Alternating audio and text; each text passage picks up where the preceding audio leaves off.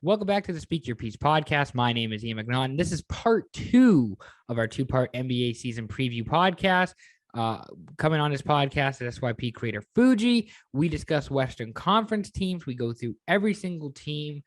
We do equal, greater than, less than in terms of standings. It's a great episode. I think you're going to love it. It's also NBA opening night. So we got basketball. It's back. We're back. It's going to be a great day. Thank you very much for all your support and listening to the podcast. It's greatly appreciated. Hopefully you enjoy the show. So stay tuned for more. Peace out. Move it on over now to the Western Conference. Recently, the better conference compared to the East. Maybe not as much last year. No. Decent season for many teams. I don't know what to expect this year in the Western Conference. It looks like a top-heavy conference. We start with the top seed last year in the West, the Utah Jazz, and my boy Donovan Mitchell, who kicked ass last year. I was quite surprised to see the Jazz do as well as they did last year, considering how COVID ended. Pretty much the regular season last year in 2019-20. Seemed like there was some friction within the organization. Now it looks to be a bit better. What are your thoughts on the Jazz as they enter this new season?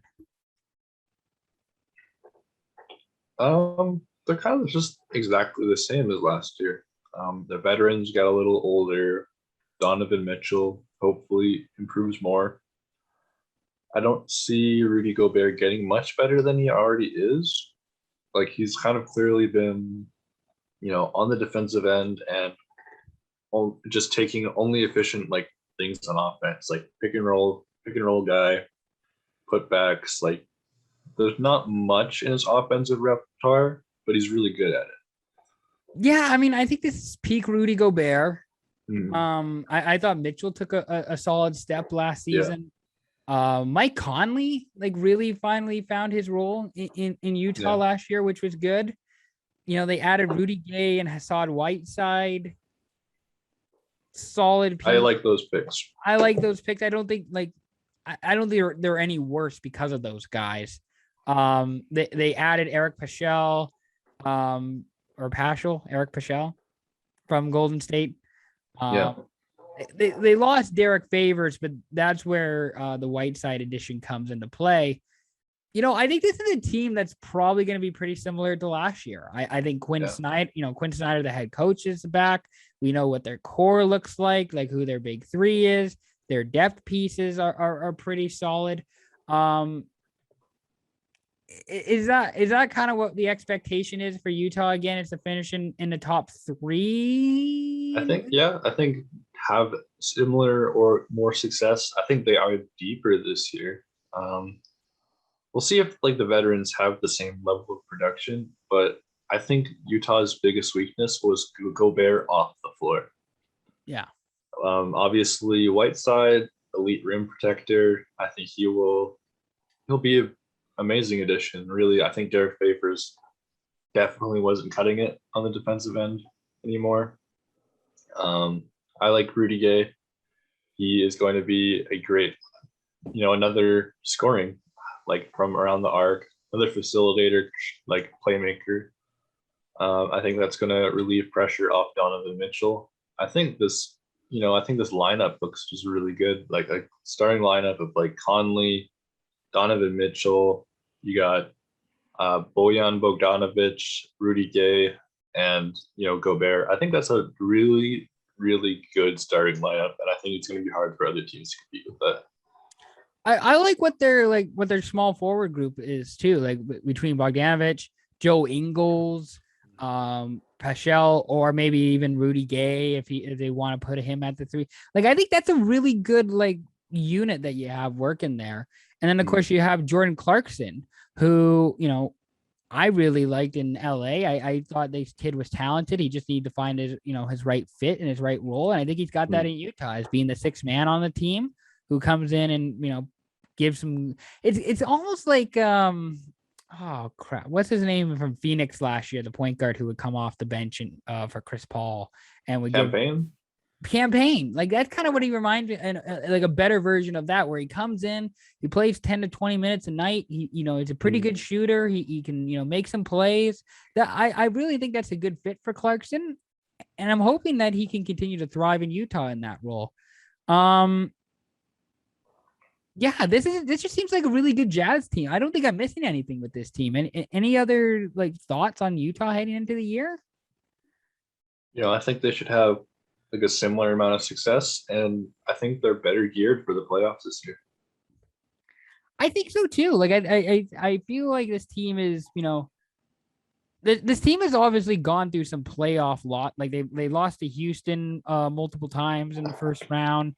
They lost to, was it Phoenix last year in the first? No, They lost to the Clippers. they lost to the Clippers. That's who it was. They lost to the Clippers, and this team has obviously gone through some adversity in the playoffs, and now I think they're built to overcome it this year. Yeah. Equal to or less than in the first seed in the West. I think they're lower than first seed, but I think it's hard, but I think if they're still healthy like they were last year, mostly healthy. I know even Donovan Mitchell missed games, and they were still rolling. I want to say equal to. Okay, I like that. I think that's a good. That's actually a really good pick. We'll move on to Phoenix now. We'll move on to the Suns. They were the Western Conference champions last year. They lost in 6 games to the Milwaukee Bucks. Yet, in a way, it still felt like a positive year under Monty Williams. Devin Booker took a big step. DeAndre Ayton took a big step. Chris Paul was a real, useful piece for them for a lot of last year. What's the next thing for Phoenix, or is it more just a run it back thing for the Suns this year? I think it's a running back thing. Even though you went to the finals, you had a lot of success this year. I think they still get a lot of criticism just because they couldn't close it out. They're up 2-0. And people say you got lucky this year. There's the injuries, right? They played the Lakers, they were injured. They played the Nuggets, who were injured. They played, they have played all these teams. The Clippers, all of them had major injuries. I think you just got to prove to everyone that you're a good team. You were meant to be there. I do like their offseason pickups. They retained pretty much everybody they needed to retain. They kept obviously their core: Chris Paul, Devin Booker, Ayton. They kept campaign. They got Jay Crowder back, Cam Johnson. I really like the Landry Shamet and JaVale McGee pickups. I think JaVale McGee is probably the best 6-man center you can get right now. I think it's the best available option for really any team. And I am really big on the Landry Shamet pickup. I really like Shamet as a player. I've always liked him coming out of Wichita State. I just feel like kind of the same thing. He's bounced around. I think this is his 4th different team now that he's in with the NBA. And it's surprising that he just hasn't found a solid team there, or just a role for him. Yeah. I listen, I think the McGee pick makes a lot of sense considering I don't want to say Ayton was getting abused by Giannis by the end, but you can tell that he was outmatched. It just wasn't a good matchup for the Suns anymore by the time, especially it got to 5 and 6. It just wasn't working. McGee should alleviate some of that pressure. Yeah. Alfred Payton as another guard too. I think it's just another, I think this team just gets better. They just added talent. They didn't really lose anybody, too significant. Torrey Craig, I guess, and Ejuan Moore, Langston Gall. Those guys, they weren't really, I don't think they're any worse off than where they if anything, I think they just got better with their offseason edition. Yeah. Which very, very, very important. Suns, higher, equal, lower than second in the West this year? I'm going to go with equal. Okay. I'm rooting for, like guys like Mikal Bridges. I think he could probably be more impactful than he is. I think he'll get more confident offensively. Cam Johnson, like that, those core of young guys, like they'll get better, obviously, and I think they'll still be just as good. I'm really excited to see Saric come back. Saric is not one of those, like he obviously injured himself. I believe it was game 1 of the finals last year, where I don't think, the Suns would have, like, I don't think he was the missing piece. Like, I think Milwaukee probably were going to win anyways, even with Saric on the floor. But it's definitely somebody who you should mention, who should be discussed. And it's probably really motivated to come back and perform and, prove people wrong that he, is a really good player. And Jay Crowder, too, like another guy who had a really good, I think, postseason. He was a really good shooter, somebody who you could rely on. And him being the 4th option is just where he should be. I don't think he is like a top 3 option on a team. I think Crowder at the 4th, as a wing shooter is a perfect spot for him. I am also picking Suns to be an equal team this year. I don't quite see them finishing top. I don't see them getting any worse though. Like I just think they got better and they improved. So, I'm definitely the Suns are like one of the like few teams that really am going to go out of my way to watch this year. Yeah. So with that being said, 3rd in the West last year was the Denver Nuggets. They also took a real step forward. They made the conference finals, I guess, the year before, but they were also doing it without Jamal Murray for most of the year. Jokic was the league MVP. That dude is just phenomenal. Fucking love Jokic. What are your thoughts on the Nuggets coming into this season? Is this kind of, I don't know how to say it. It's not championship or bust because I think the guys are still young on this team, but what do you think the mentality has to be for the Nuggets this year? Staying healthy. That was their main issue. You can't really hate on them for being a 2nd round exit. Like they don't have their 2nd best guy. Obviously, Jamal Murray, huge contributor to this team. Maybe if he was healthy this year, he would have been like an all-star level player or all-star. They just gotta stay healthy. Like Jokic played essentially 82 games. Michael Porter Jr. was healthy. He stepped up a lot. He was doing very well. They just got like they lost their starting backcourt for the whole playoffs. They still made it through the 1st round. The team just has to be healthy. They just have to be there, and I think they will still have at least the same amount of success as last year. Yeah, I mean, I don't think it's a team that. I mean, they lost JaVale and Paul Millsap, who, again, aren't critical pieces, but they do play their role. Otherwise, I think this is a team that they know who they are, they know what they're doing, they know where they need to get. Hopefully, it happens for them. I think that would be really cool if they could, put it all together, if they could figure it out. One of the guys I'm really interested. I mean, I'm obviously a big Jokic fan because I feel like I play like him. To which SYP Creator Ravisher says, "No, you're more of a Mason Plumlee type," which that hurts a little bit. But just a little. One of the guys that I'm really interested in seeing, who I thought was,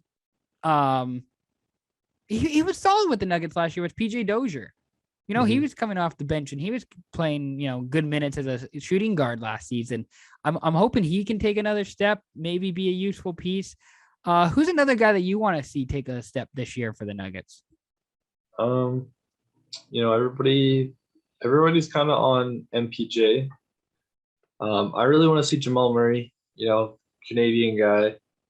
I think he could definitely get to that all-star level. Like we saw him in the bubble, just absolutely torching the Jazz, torching the Clippers. Like this is a guy who could be in that upper echelon of point guards, and I think he just I think he was probably on pace to do that before he got injured. I would really like to see him get into that kind of conversation with like Kyrie, the Dame, Steph. Like I want to see him get there, and I think he can. Do we think that the Nuggets are higher, lower, or equal to third in the West? I'm gonna go with equal. I'm gonna say lower, just a slight lower. I still think they're a playoff team. I still think they can be really competitive, but I'm gonna say they're lower on the table this year. All right, fourth in the West, the LA Clippers, who are close but not quite to being a dumpster fire. I feel here's the thing. I think with this team, they got Kawhi and Paul George re-signed. Mm-hmm. Either one of them looked extremely thrilled at feel like they're really thrilled with re-signing with the Clippers. They had a real chance to make the finals somehow last year. Yeah. And they lost to the Suns. I don't know. I don't know about the Clippers. I don't want to be that guy and say if they were going to win, they would have already done it. They haven't. They think they're champions, but they aren't. They have a really weird mentality. Only Kawhi, I think, on this team can really act like a winner because he's won a championship. I don't know that anybody else can. What are your thoughts on the Lakers' fellow tenants at the Staples Center this season? I think they could have similar success last year. I don't think they'll go as far though. I think they lost mainly Patrick Beverly. I think Terrence Mann will develop more. I think like Terrence Mann, Kawhi Leonard, Paul George is probably going to be like the best perimeter defensive team. I'm not an Eric Bledsoe guy whatsoever. Come playoff time, Eric Bledsoe is like the difference against your team every year.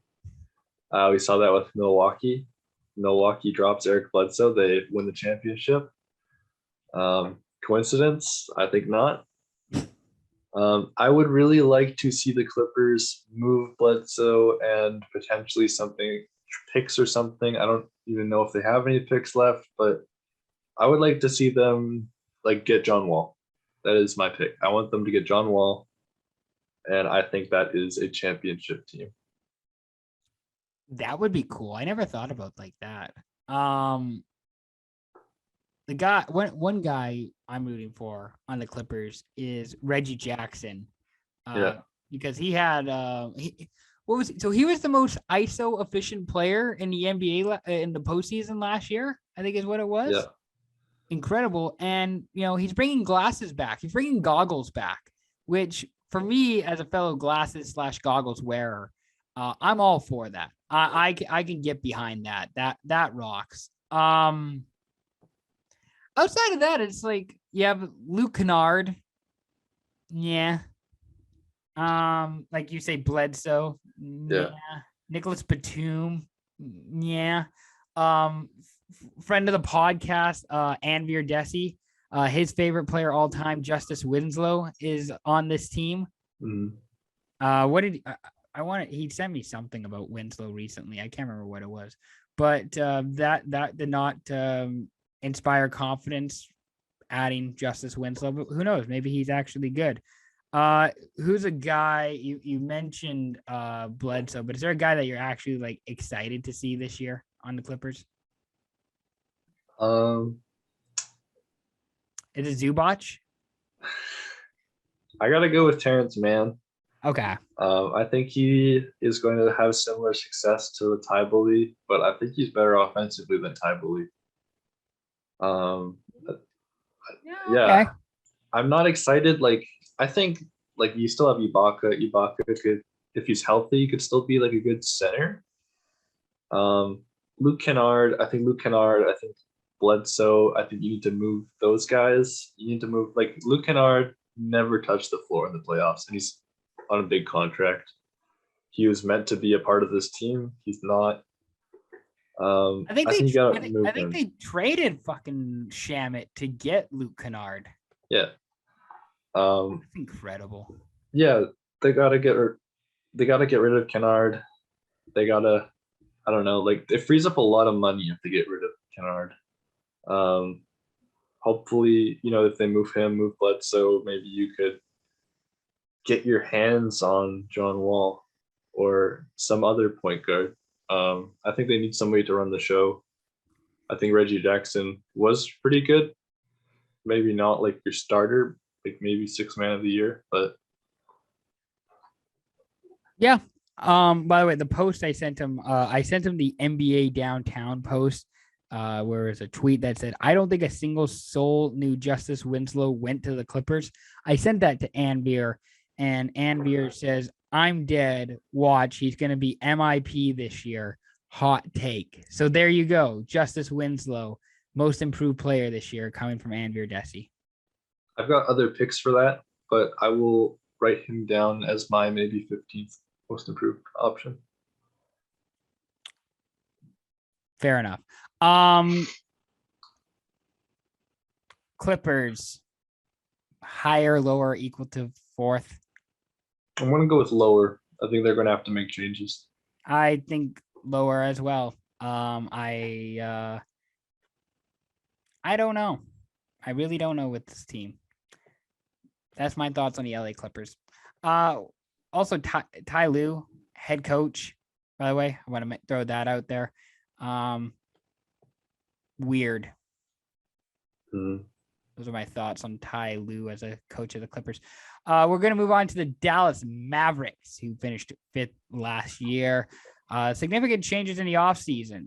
They did not have any draft picks, so they couldn't make any picks. Rick Carlisle is gone. He will not be the head coach.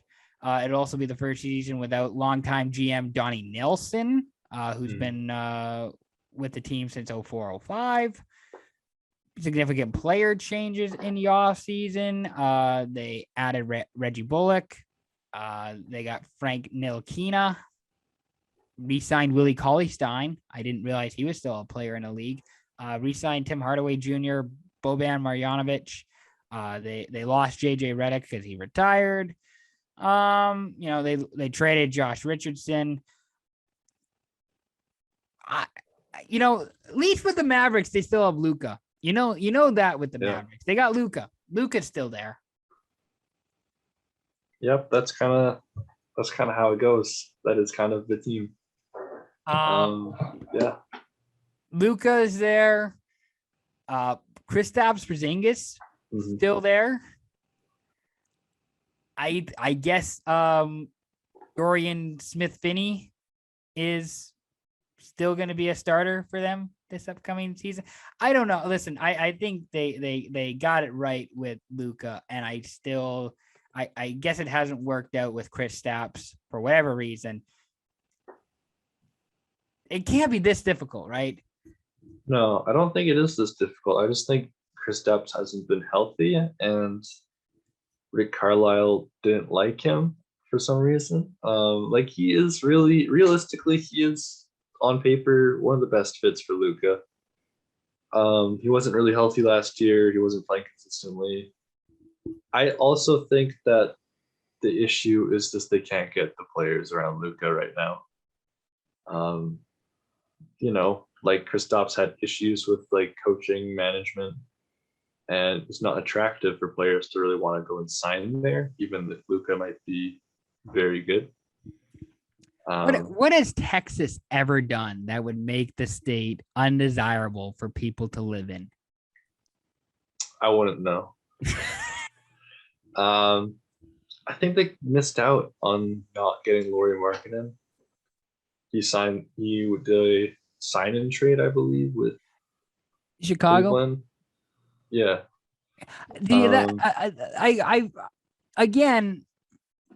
I feel like Lauri Markkanen's an upgrade over Dorian Finney-Smith. I feel like I feel like the small forward position is not this hard. I feel like you can make it. There's no reason that DFS and Dwight Powell should actually be getting starter minutes on this team. Not a fucking chance, especially with Luka. No, I'm sorry. Mark Cuban, do better. You're on not Dragon's Den. You're on Shark Tank, Mark Cuban. Like, invest in a company, generate some revenue, and pay a star so that Luka can actually like have competent teammates. I mean, you got Luka, but you're just putting these like lower quality players around him. Like nobody really significant that's going to be a huge difference maker. For that reason, I'm out. I did like the Moses Brown pickup.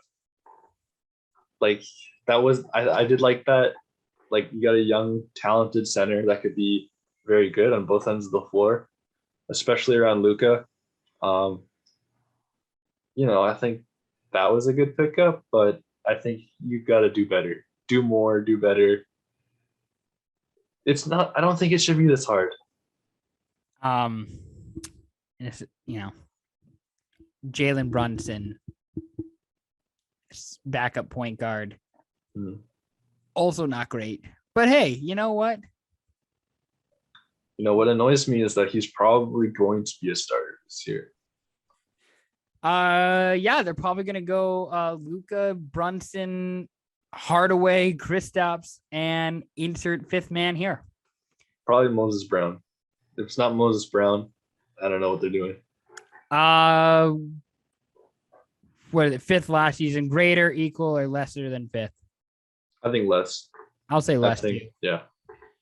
It really like it's Luka, right? It's Luka and then everybody else.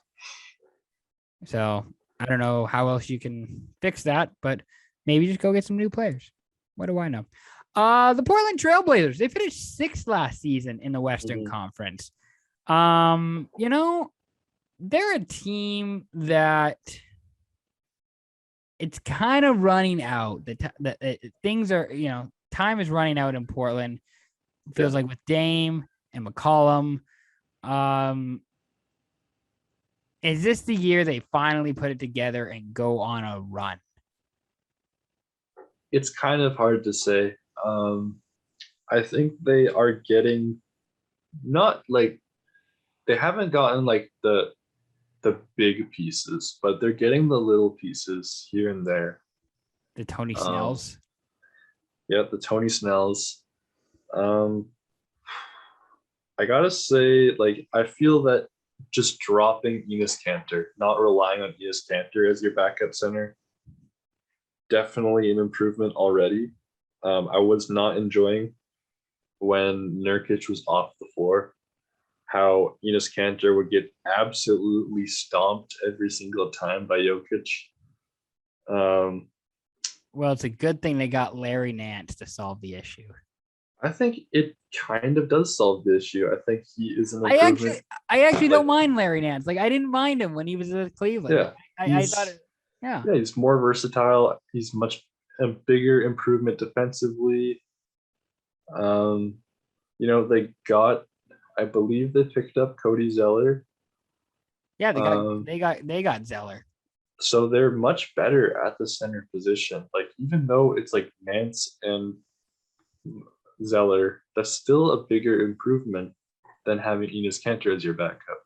Yeah, but how are you going to replace TJ Leaf though?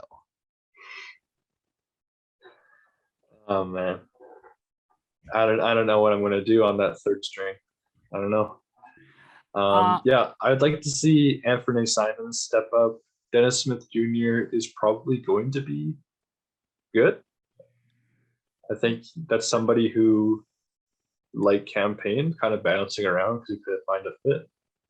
I'm hoping Portland's a fit for him. You still got your solid wing defenders, Robert Covington. You got a lot of consistent guys. And I think Portland had an issue about staying healthy. McCollum wasn't 100% in the playoffs. Nurkic missed a lot of the season, which kind of affected their seeding. I think they really, if they have it all together, they could go very deep, but it's kind of hard to say. they got like a couple quality pieces sprinkled all over here. Mhm.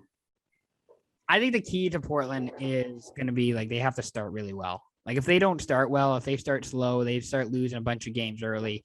I think Dame might be kind of pissed and he might be wanting out. Dame kind of feels like the Russell Wilson thing with my Seahawks, where it's like, listen, I don't want to trade, but if you are going to trade me, here's 4 teams that I wouldn't mind being traded to. Like that's kind of the vibe I'm getting from Damian Lillard Yeah. a little bit. I wouldn't cheat on my wife, but if I did, here's 4 women who I would love to sleep with. Like that's kind of the vibe I'm getting from Dame. Um, you know, and didn't Portland get a new coach? Yeah, Chauncey Billups. Yeah, Yeah. he's their new coach. That's gonna be interesting. Yeah. We'll have to see. I don't know if that makes them better, but it's interesting. Yeah. Portland, higher, lower, equal to 6 in the West this year. I would say equal. I still think like the same starting 5 from last year, like Dame, CJ, Norm, Covington, Nurkic. Like I think if Norm kind of gels more with the team, Nance gets to be a good fit. Zeller gets some quality minutes. Yeah, like Marquise Chris, he's also good, quite good. If hopefully Dennis Smith Jr., Anthony Simons step up, become like key rotational guys, like they could be a very good team.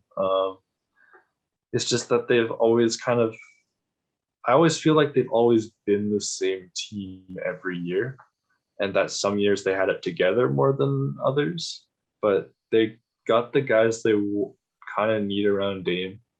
Not that they're like super good, but they have the pieces for Dame to be successful. It's really disappointing with the Trailblazers. The fact that their best run under Damian Lillard ended with a sweep to the Warriors in the conference finals. It's so disappointing. I'm gonna say equal to. I think this team just has like enough good players, not great players. They have Dame, CJ's. Those guys are obviously really good. Yeah, just good players, good finish, equal to 6th. LA Lakers, they're 7th in the West last year. Boy, oh man, they're going for it, man. They're going all in. They have not won a single preseason game. If that means anything, they are 0-5 in the preseason. They have lost to Brooklyn, they lost to Phoenix, they lost to Golden State, they lost to Phoenix again, and they lost to Golden State again. As we record this, they're going to play Sacramento in Sacramento later tonight. So that could be interesting. Key additions to the Lakers this year include Russell Westbrook, Carmelo An entire Anthony, roster. Trevor Ariza, Kent Bazemore, Wayne Ellington, Dwight Howard, DeAndre Jordan, Malik Monk, Kendrick Nunn, Rajon Rondo. Do you want to hear who they lost this year? No, that's okay. All right. So listen, I listen. This is really just. This feels desperate. Is that just me? Does this offseason feel a little bit desperate for you, like with the Lakers? I wouldn't say desperate. Like they pick up the Westbrook contract, which is a big contract. They drop pretty much everybody. Like there's a lot of guys that they needed to get rid of, and then some other guys like they couldn't keep, really resign. But I think this is probably the best. This is like Rob Pelinka playing. Everyone else thinks they're playing chess, and Rob Pelinka is like out here playing StarCraft or something. Like he managed to sign 7 players for $15 million. And like, it's not like they're like bums. Like he signed quality players. He signed Carmelo Anthony. He signed Malik Monk. He got Kendrick Nunn. Like Malik Monk, Kendrick Nunn were absolutely like probably the biggest steals of free agency possible. Like for minimum deals, he got 2 guys that are both under 25 that are like promising young players. He got Ariza, who is one of my favorite players. Shout out championship with Kobe. He got so many like quality players. Like everyone said, oh, LeBron, AD, Westbrook, they can't shoot. LeBrick, A Disney, Westbrook, like they go and they get every single person can shoot now, except for Dwight Howard and DeAndre Jordan, which is fine. But like they just made such an overloaded roster. Can I just say a few things? First, Yeah. if Rondo starts shooting like he did on their championship run, if Rondo goes back to doing that, I will laugh my ass off because that's awesome. When Rondo's hitting threes, like like oh shit, like you're done. You're done. Rondo and Howard are back, baby. Yeah. They're running it back. I'm intrigued. I have no idea if this is gonna work. If the Westbrook and a bunch of shooters, along with LeBron and Anthony Davis, I have no idea if this is gonna work. I hope it does. I think it would be really cool if Westbrook could win a championship in LA. But who knows? I really don't know. This has a bit of like 2018. This has a bit of like 2018 where LeBron comes in, not 2018. A bit of like Anthony Davis. I guess 2019 where like you bring in the big guy and then you get rid of everybody else and then you just add a bunch of minimum contract players. Again, I have no idea if this collection of players are going to work. I don't know if it, how it goes under Frank Vogel, but God damn it, I am excited. I am going to watch. Yeah. I'm enthusiastic about this team. New hope is eternal. I will say though, they missed out on the holy big three. They did not keep Kentavious Caldwell-Pope. They could have had Pope, Nunn, and Monk. I'm just saying that would have been the best collection of players I've ever seen. Religious folks would have been all over this team. Of course. This team would have ended like any future religious wars. God would be on the Lakers side. Exactly. And that could have been useful. With the Lakers, they were 7th last season in the Western Conference. Are they going to finish higher, lower, or equal to 7th? Higher. They just have so much depth now. And, LeBron and AD don't have to break their backs and legs and arms to keep them afloat. Westbrook can carry a lot of the load. My man, Malik Microwave Monk, he's going to go off. I'm going to say higher too because I want this team to do really well. Yeah. I think that would be great to see. All right, we're going to go to the Memphis Grizzlies, who are 8th on the Western Conference list since they finished 8th last season. They're kind of in the middle here. Like they're kind of trying to win now, but also trying to rebuild. I think they finished 8th last season and they played not Phoenix. They who did they play last year? I gotta figure that out. They lost to Utah. They lost to Utah in 5 games last year. Are the Grizzlies better this season? I think it's the biggest question. What do you think, Fuji? They should be. Like, they're all young guys. Like, their success came from a bunch of young guys like John Morant, Dylan Brooks, Jaren Jackson. That's the core. Jaren Jackson missed most of the year, wasn't quite fully healthy for the playoffs. They still managed to steal a game off of Utah. They should be better than they are, like, with a fully healthy Jaren Jackson, because he is realistically the second option on that team. And they didn't have him most of the year. He's huge help defensively. Like, they'll be a lot better with him, and they're all guys under 25. Like, they'll improve more. Yeah, I mean, like, I like obviously Jaw's like a really fun player to watch, one of the most exciting young players in the league. Dylan Brooks, shooting guard, I think is really cool. Brandon Clark, I don't mind at times. Jarrett Culver is now on this team. Former Minnesota Timberwolf, Jarrett Culver. DeAnthony Melton, I didn't mind coming out of the draft. I liked his profile coming out of the draft, so we'll see how that goes. This is a team that I don't think they're going to be great. I think the biggest thing that they got going is Jaw and, Morant, who's really exciting and really fun to watch. I think that's what you're watching the Grizzlies for, and that's why you're betting on or you're high on the Grizzlies. It's because of Morant and him taking another step. Yeah. Is Steven Adams still got his porn mustache? Of course. I think that's just the signature look. Hell yeah. Never bet against porn stash Steven Adams. Grizzlies this year. Anything else that you're really looking forward to watching with this team? I think it's just Morant and everybody else. That's kind of the vibe I'm getting. Definitely want to see Jaren Jackson, succeed. Yeah, I think it's, they're still developing. Like, it's kind of like the Atlanta thing where you have all these young guys, just keep them together, keep improving. Higher, lower, equal to 8? Equal. I also say equal. I think this team has enough assets to be somewhat competitive, but not totally competitive. We'll go down to 9th in the West. Golden State, the Warriors, who lost to Memphis in the play-in tournament.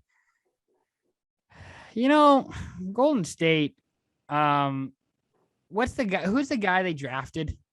What's his nickname again? Oh, Cumbucket, Jonathan Kuminga, Cumbucket. That's a really appropriate. I'm definitely putting the explicit button notice on this podcast. They lost Bazemore, they lost Kelly Oubre, lost Nico Mannion, who was getting some action against LeBron last year, which I thought was awesome. Poor kid from Arizona who had no business probably being on the floor with LeBron, and he's asked to guard him. That's cool. Paschal, we mentioned he went to Utah. They kind of looking at the guys who they brought back in. They brought Bjelica, Otto Porter Jr., Andre Iguodala, Kuminga. I think the profile seems to be like versatile, 3-and-D guys. Kuminga obviously is going to be taking a lot longer to develop because he is just a first-round pick. But it seemed to be like the target is like versatile 3-and-D guys who we can play on the wing or at the perimeter, wherever we want that. Like that seems to be what the goal is for this team, is to have a bunch of, versatility, so they can do a bunch of different things. What do you think about it? I don't know if we'll ever get the Warriors of the past, but what do you think the Warriors are going to be this season as a team? I think you're looking at, you're still looking at prime Steph Curry. I think Steph Curry will have no problem going 30 a game, realistically. That's just what he does, and obviously they are loading up with defenders, versatile guys who can defend multiple positions to cover for Curry. Defense isn't Curry's thing. His thing's getting 30 or more a night.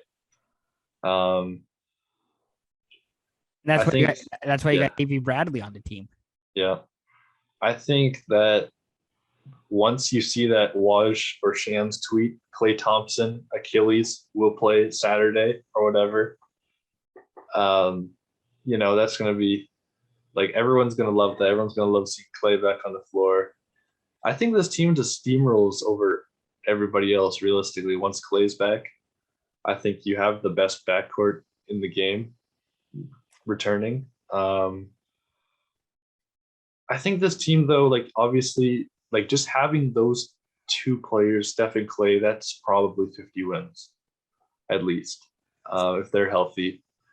I think the things that make this team go higher or lower is how well do the young guys do. Jordan Poole obviously has been on everybody's radar. He's been killing it in preseason. You could see him play a significant amount of minutes with Klay just coming back, or Klay not being there at the start. Jordan Poole could be, he could be going off. He could be most improved player this year very easily. Also, James Wiseman, he'll be coming back from injury. We'll see how much better he is. He's very talented young center. And they just have a lot of good veterans as well. So we'll have to see how well they do. Andrew Wiggins, we all love to kind of hate on him, but he's still one of their most consistent players. I think there's a lot to be excited about from the Warriors. It's funny you mentioned the Warriors young guys, because this is not a team that's built to develop players. Like, I think under Steve Kerr, it's a team that's meant to win now.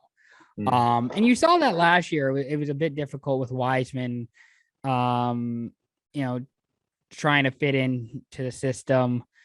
Poole and Paschal obviously had showed quite a bit as young guys, trying to be in the system. But like you say, if Curry and Thompson are back, it's probably a 50-win team with Draymond, a healthy Draymond. It's probably a 50-win team.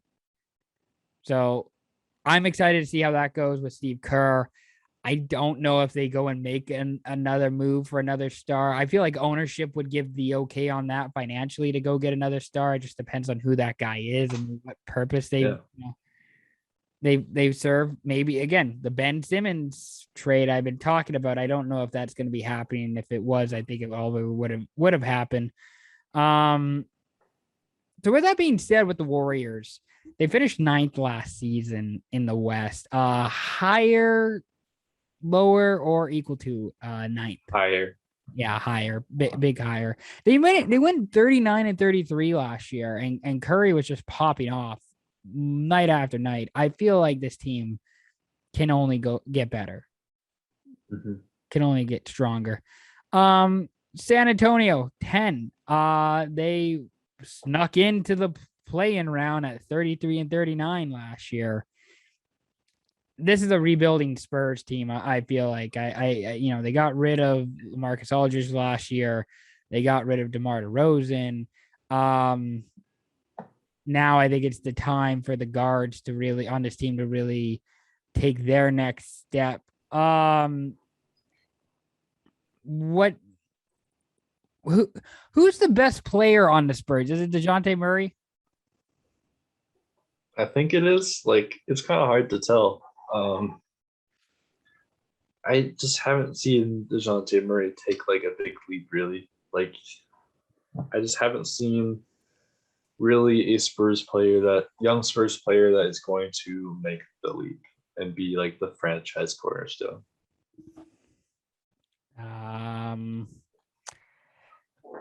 Zach Collins is on this team. They acquired Trey Jones from Duke. Listen, this team is not looking very good. I don't know how they're going to perform under Greg Popovich. He might coach them to 30, 35 wins. Not a great looking group of dudes, if I'm being honest. I mean, Murray, I don't mind Murray. I don't mind Lonnie Walker. I don't mind Derek White. The problem is that I feel like I've been saying that for the last few years of oh, hey, look at these guards that the Spurs have. These aren't actually, bad players. And then it's okay, but I've been saying that for years and there's been no results. What are we doing here? What's the play, coach? What's the move here? And it probably is, it probably is a long-term play that Popovich is not going to be around for because he's old as hell. That assistant coach Becky Hammond isn't going to be around for because she's going to get a head coaching gig here soon, you would think. Who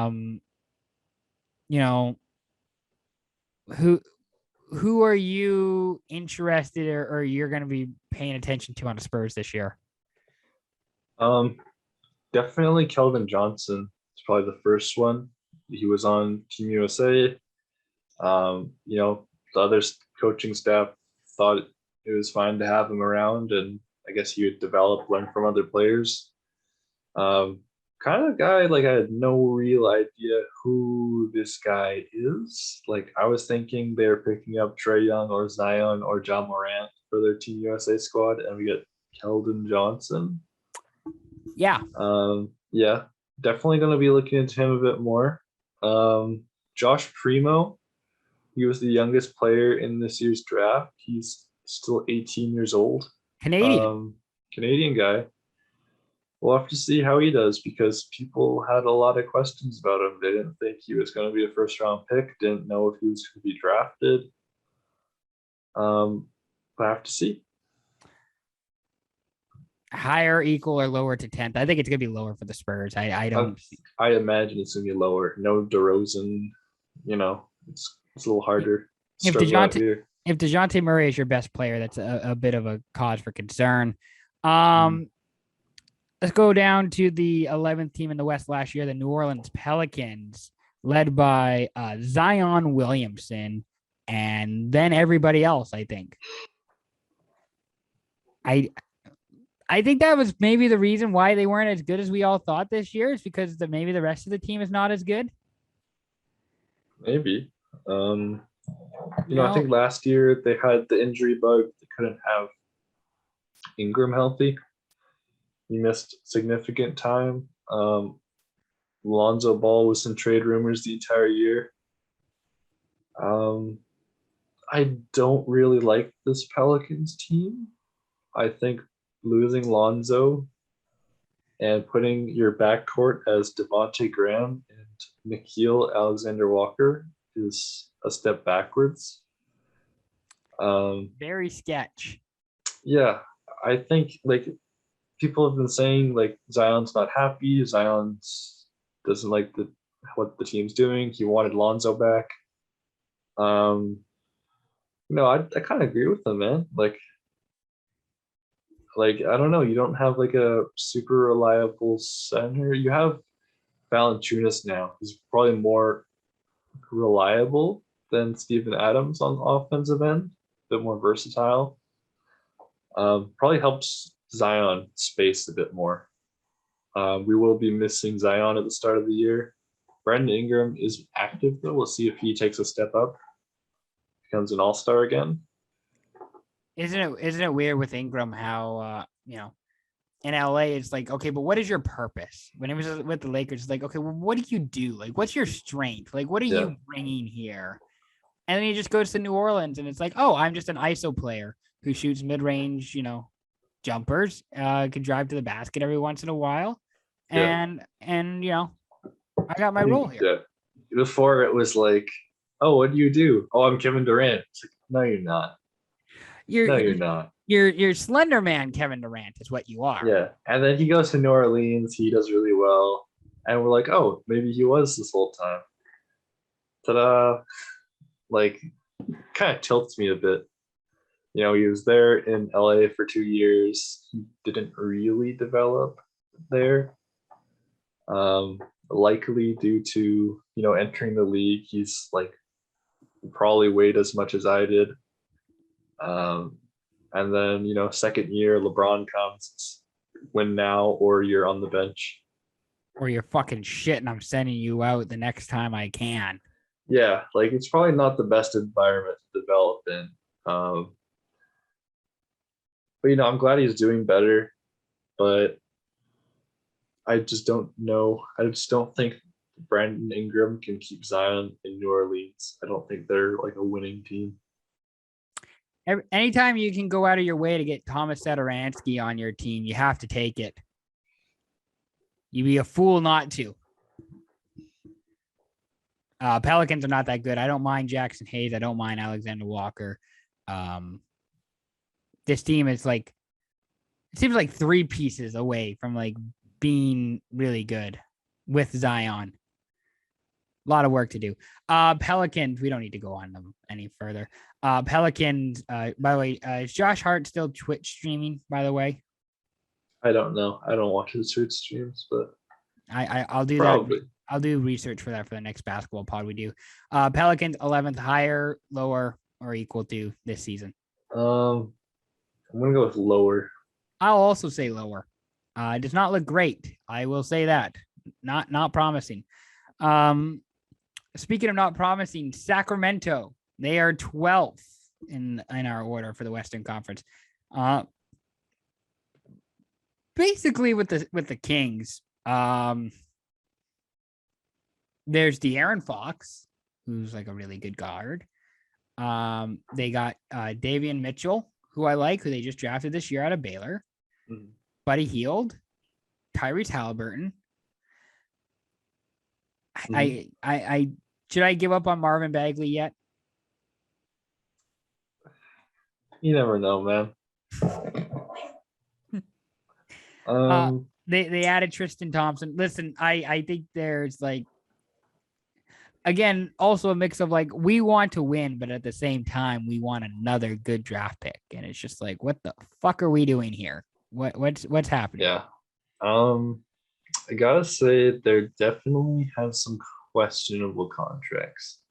The Buddy Hield max extension was kind of like he's not, he's good, but like, not is this the guy? Just because Probably you not. just because you can offer him a max contract doesn't mean you Yeah, should offer him a max contract. Like it's called a yeah. max. It's the maximum you have to. Harrison Barnes is also getting paid like he's an all-star. I like Harrison Barnes. He's come a long way, but I don't think he's the answer for your team. Like he's been a very good player, but he's just not the direction you're looking for. Um, Maurice Harkless is on this team. yep, he is present. Um, Alex Lynn. I did like Rashawn Holmes. I thought he was improving a lot. Um, they still haven't got him on an extension yet, which is a little questionable. Um, If you have somebody who's going to be good, it's probably going to be Rashawn Holmes. But also, if you're going to keep Harrison Barnes, why are you not going to keep Rashawn Holmes? That's my question. I might butcher his name. Chimizi Metu. Metu. That's I'm a not name. even going to try. I've recognized that name. I've seen that name. I feel like he is promising. I feel like he's got Yeah. potential.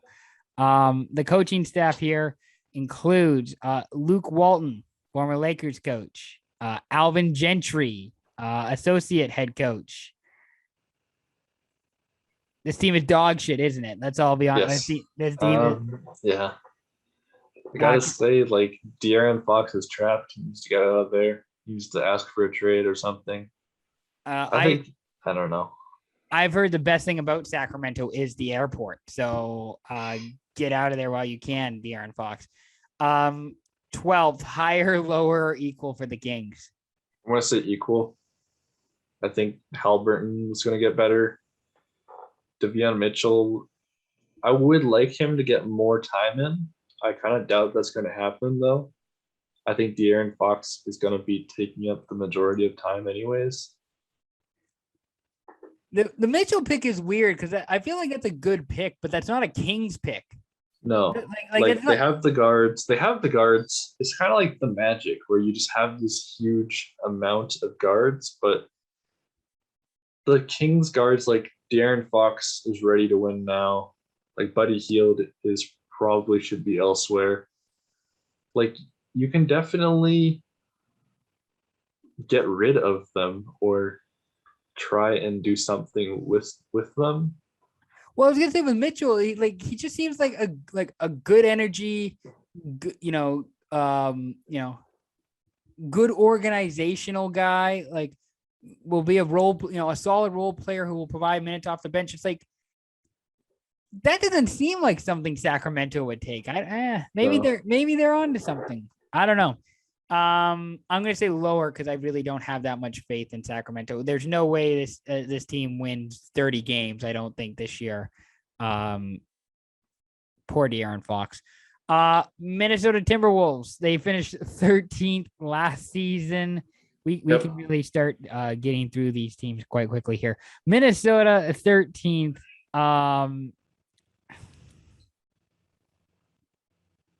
They got Torian Prince. I think that's probably the most injured team last year. I think you pretty much missed everybody, even Anthony Edwards at a point. D'Lo was injured, Cat was injured, Beasley was injured. Like they could definitely have a bounce back year.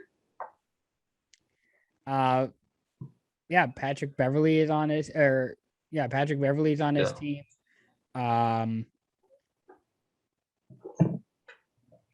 I don't know, man. This just seems like a really just fucking. I don't. Again, This feels like you're trying to be good, but you're just like you're not even good enough at being good. Yeah. It's going to be interesting, like to see all three of the young guys, like D'Lo, Anthony Edwards, Cat, all playing, hopefully healthy. Like D'Lo, like has been an all-star. Cat's been an all-star. Like these are good guys. Like that can help carry your team. But we haven't seen any real success since the 1-year rental of Jimmy Butler. I think this team needs to kind of step it up. I think they need to potentially make moves, maybe get Ben Simmons. Ooh, there you go. I like the sounds of that. That would get me more enthused about the Timberwolves than I think I'd ever be before. I think like I've always been thinking like ever since they got D'Lo, like they do like this D'Lo, Ben Simmons, Cat, try and get Devin Booker to sign there in a free agency. Like they do, like they get all like the gang together. They get all like basically guys who like would be on like Slam magazine. Yeah, they get all the guys who were like on Ball is Life, like all the guys, because they're all boys. They're all that's the squad. That's the boys. It's all want to all get together, play hoops together, play 2K. Like they're all good buddies. Like I think they could all team up for sure. And you know what? It wouldn't even be the worst thing that the Timberwolves have ever done. It wouldn't even be the worst way they tried to be a winning team. Like just going like all out for all these guys wouldn't even be the worst thing they've done. Okay, Minnesota 13th. Higher, lower, equal to? I'm gonna say higher. I'll also say higher, just out of the kindness of my heart. I'll say higher for them. 14th last season, Oklahoma City, the Thunder. I've seen their top pick, Josh Giddey, on TikTok on my For You page, probably too much. I don't even follow him. Apparently he's supposed to be good. Trey Mann from Florida, I think it's actually going to be like something. So it's basically with this team, it's just SGA, Lou Dort. Yeah, they are definitely tanking. They got Shea the max because they're not paying anybody else. They'll probably get Lou Dort close to a max as well at some point. Hell yeah. Get the Canadian guys going. Nothing Kemba. too exciting, really. They got Kemba, a first round pick and a 2025 second round pick from Boston back in June. So that and then they flipped Kemba. At least again, they know that they're Sam Presti's just taking a whole bunch of draft picks, a whole lot more bullets in the chamber.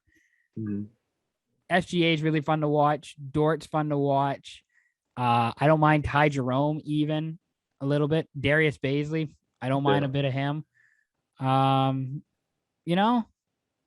not saying they're going to be a playoff team, but they could be somewhat exciting in a way with a bunch of young players. Yeah, we'll have to see.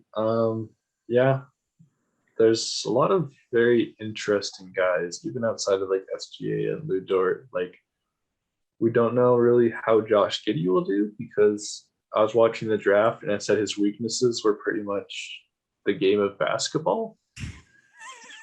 Like, he needs to work on his ball handling. He needs to work on shooting. He's not a good defender. He's not the most athletic. He's a raw prospect. Needs to work on his finishing. Needs to work on. Like, I was like, what does he do?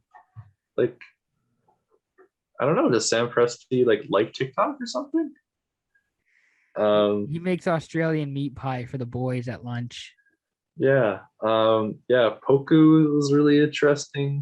He's like the skinniest person I've ever seen. He's like 6'10", 160 pounds. I was like, who is this guy?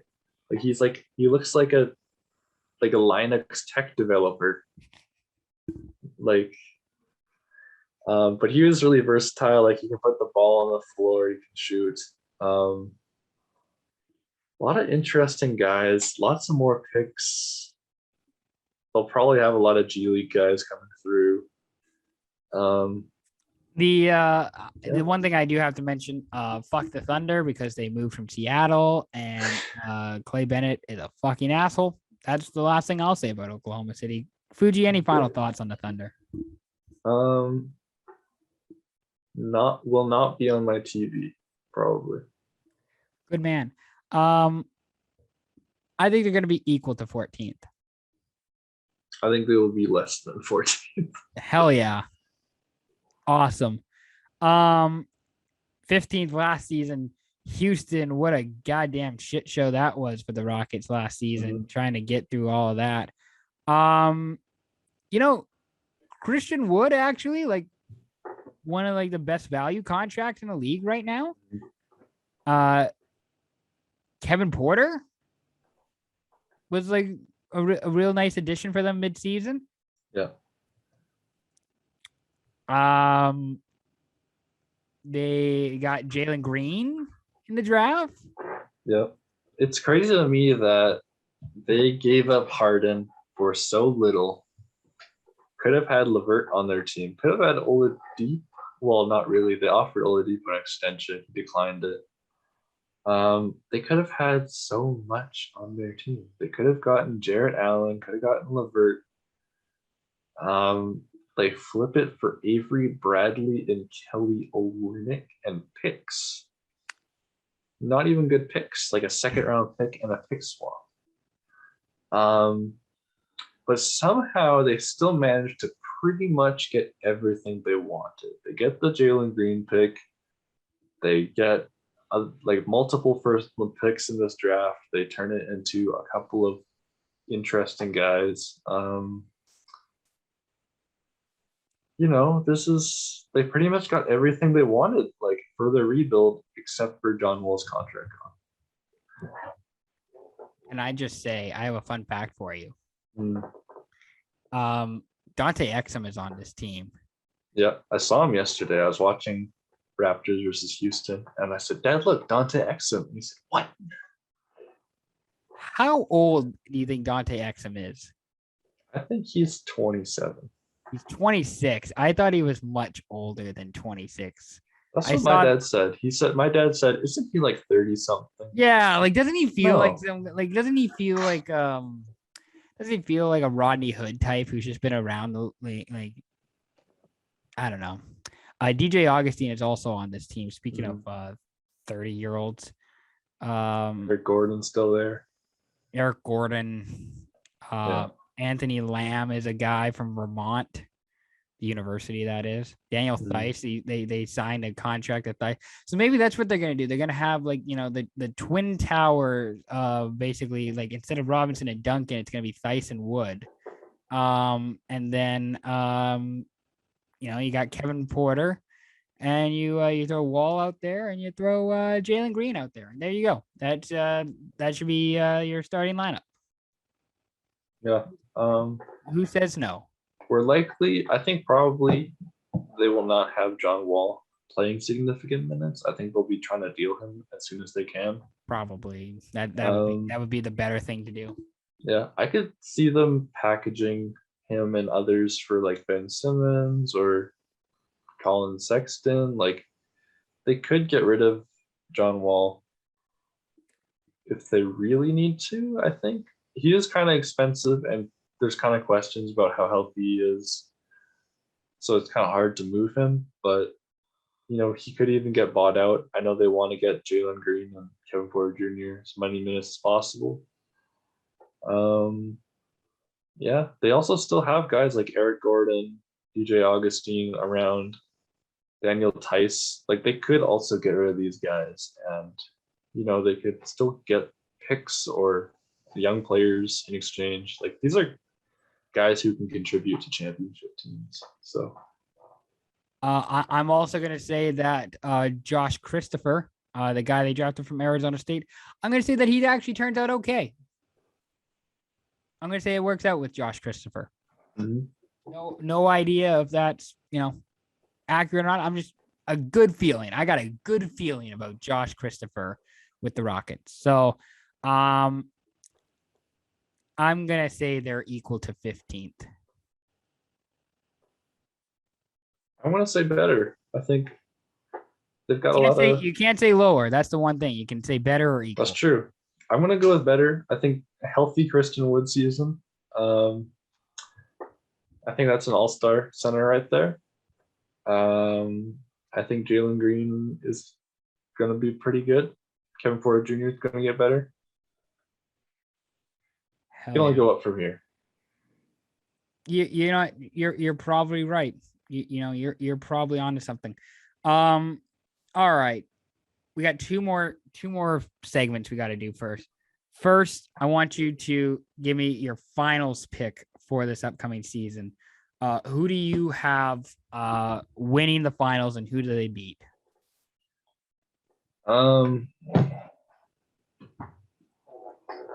I have the Lakers beating the Milwaukee Bucks. God damn it, that was my pick. So I will say the Lakers beat the Nets. Okay. If you can't tell, we're both Lakers fans. I'm wearing the hat. Fuji has a bunch of Lakers merch around his place somewhere. So we're both bandwagon for the Lakers.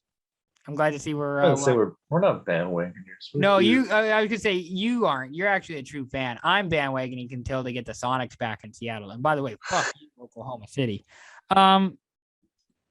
Last segment, mailbag. We got one question from a friend of the pod, Jevin LaFave. Go check out his podcast, Left Side Heavy.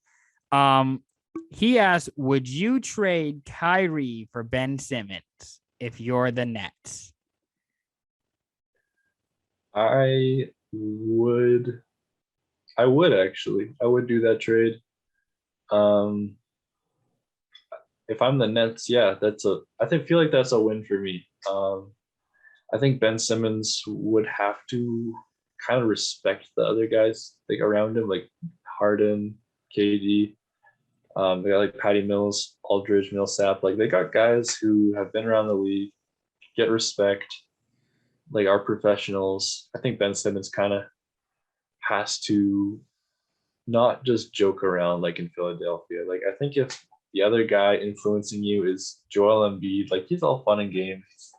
Joel Embiid. He's just on Twitter. He's watching Dragon Ball and eating burgers before the game. Like that's not really like your role model. DMing Rihanna. Yeah. Gotta say, like, I think Ben Simmons would be more effective.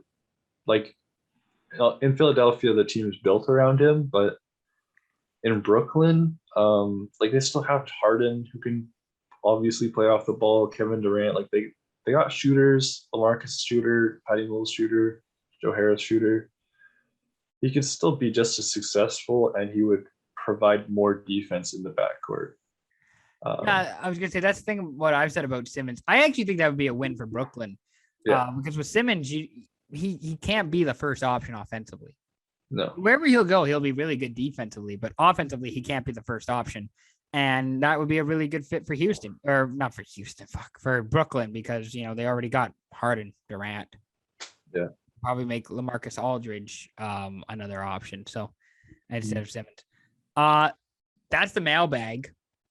That's all the questions we have. That's the entire podcast. Fuji, thank you for taking the time and energy to do all this.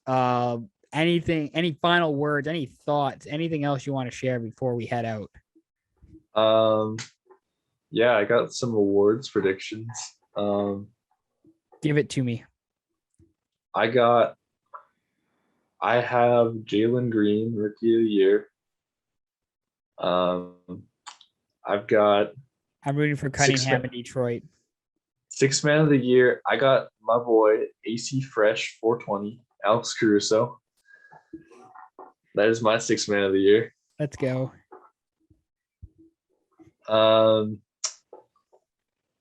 MVP, I'm going to go with Luka. I think he's going to just go off.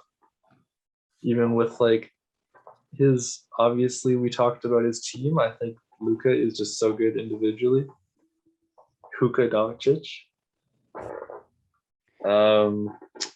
think defensive player of the year, I don't see how you beat Rudy Gobert for it. Most improved player. I'm going to go with Kevin Porter Jr. That's my pick. Ooh, that's a bold pick. It's bold. I think my regular season MVP, I might go with Curry. Might take Curry. I would say I'm not confident enough to say it, but my dark horse would be Zach LaVine. That's fair. You know what? If that actually happens, we'll give you all the love. We'll make sure to share all this. Most improved player. Who do I think would be the most improved player this year? I don't know. That's a really good question. What if they give it to Westbrook? Like, what if Westbrook just pops off and like, I know the media hates Westbrook, but like, I mean, if you averaged like a triple-double last season, I don't know how do you improve? I don't know. Anyways, that would be interesting. And I'm rooting for Cade Cunningham. Get a rookie of the year. Get the city of Detroit pumped and jacked. Fuji, again, thank you, man, for taking the time to do this. Do you have any other award predictions? I think I covered them all. Coach of the year. Coach of the year.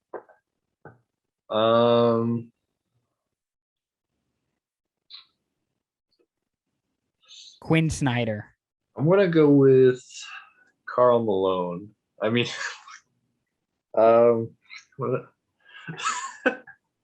we've been doing this podcast for a long time. Too long. Mike Malone from Denver. Yeah, I'm gonna go with Mike Malone as my coach of the year. I'll go Quinn Snyder. I don't think Karl Malone would be a bad coach. I think his entire offense would just be pick and rolls. That's all his offense would ever be. It's like, no, don't ever kick it out. Just run a pick and roll. I mean, he is probably the most experienced role man in the entire NBA ever. Hey, if it ain't broke, don't fix it. All right, that's the podcast. Fuji, thank you again for taking the time to do this. Be sure to check us out on Spotify, Apple Podcasts, wherever you get your podcast. Be sure to check out the YouTube channel, like our vids, subscribe to the channel. We're getting more content out there. And we'll be back again later this week. We got a couple podcasts coming out later this week, too. So be sure to stick around for that. Thank you very much for listening. We'll be back soon. Peace out.